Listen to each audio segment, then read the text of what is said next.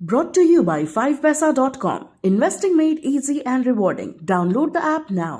Reserve bank of India ने auto debit transaction को लेकर जून के शुरुआत में हुई मॉनेटरी पॉलिसी की बैठक में बड़ा फैसला लिया और ग्राहकों को राहत देते हुए ओटीपी बेस्ड रेकरिंग पेमेंट की लिमिट को बढ़ाकर 15,000 रुपए करने का फैसला लिया गया।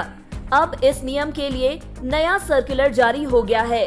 इसके साथ ही कार्ड टोकनाइजेशन का भी नया नियम लागू होने जा रहा है, जो 1 जुलाई से होगा।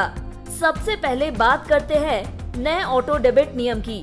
दरअसल नए नियम के अनुसार आरबीआई ने ऑटो डेबिट की सीमा को 5,000 रुपए से बढ़ाकर 15,000 रुपए कर दिया है।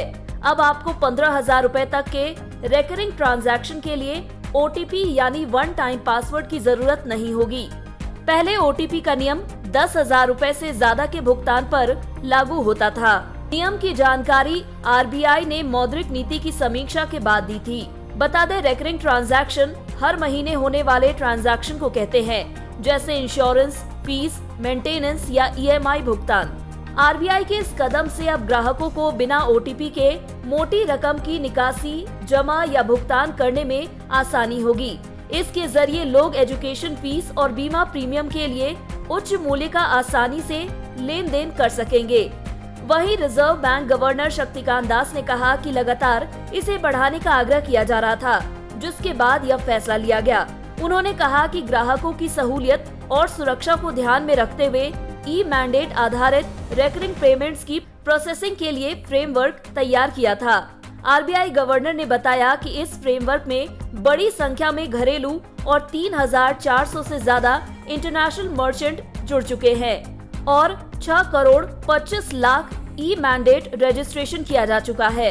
दरअसल रिजर्व बैंक ने रेकरिंग भुगतान के लिए सबसे पहले अगस्त 2019 में नियम जारी किया था। उसके तहत ऑटो ट्रांजैक्शन से कम 24 घंटे पहले ग्राहक को पैसे कटने की सूचना देनी होती है। उसके बाद ही ट्रांजैक्शन हो सकती थी।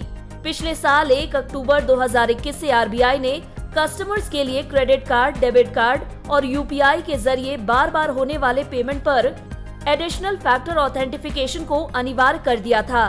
5,000 रुपए से ज्यादा के रेकरिंग पेमेंट पर यूजर द्वारा वन टाइम पासवर्ड को मंजूरी देना जरूरी होता है। अब कस्टमर को केवल 15,000 रुपए से ज्यादा के पेमेंट पर बैंक द्वारा भेजे गए ओटीपी को रेकरिंग ट्रांजैक्शन पूरा करने के लिए मंजूरी देनी होगी।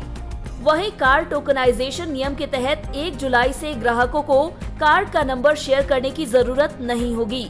यानी 1 जुलाई से विक्रेता, पेमेंट एग्रीगेटर्स और पेमेंट गेटवे ग्राहक के कार्ड की जानकारी स्टोर नहीं कर पाएंगे। यही नहीं, पुराने स्टोर किए डेटा को भी हटाकर नए नियम के तहत काम करना होगा। चलिए ये भी जान लेते हैं कि कार्ड टोकनाइजेशन नियम क्या है। दरअसल कार्ड टोकनाइजेशन के तहत एक यूनिक कोड जनरेट किया जाएगा। नए कोड के जनरेट होने के बाद से ग्राहकों को कार्ड के 16 डिजिट नंबर को शेयर करने की जरूरत नहीं होगी। इससे ग्राहक के कार्ड की जानकारी सुरक्षित रहेगी। ग्राहकों को कार्ड की डिटेल सेव कर रखने की जरूरत भी नहीं पड़ेगी। नया नियम यानी कार्ड टोकनाइजेशन भुगतान का सुरक्षित तरीका होगा।